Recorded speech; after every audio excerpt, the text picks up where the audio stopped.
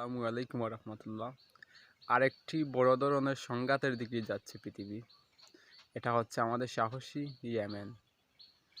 Yemen যে সাহস করেছে, আমার মনে হয় না যে পৃথিবীতে মুসলিম অন্য কোনো দেশ এত বড় ভূমিকা পালন করেছে।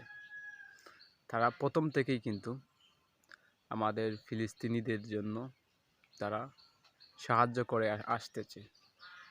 তারা প্রথম থেকেই কিন্তু অবরোধ করে রেখেছিল সাগরকে। এখনও কিন্তু তারা সেই অবস্থানেই আছে। তারা নিজেদের জন্য নয়, ফিলিস্তিনিদের জন্যই তারা এখনও লড়াই করে যাচ্ছে।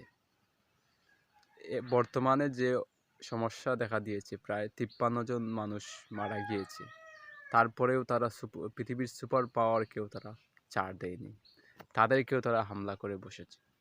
তাদের সাহস দেখে পৃথিবীবাসী অবাক হয়ে গিয়েছে। তারা কি করে এত সাহস করতে পারে? সাহসেরই প্রয়োজন আছে, ভয় পেলে চলবে না। তারা দেখিয়ে দিয়েছে।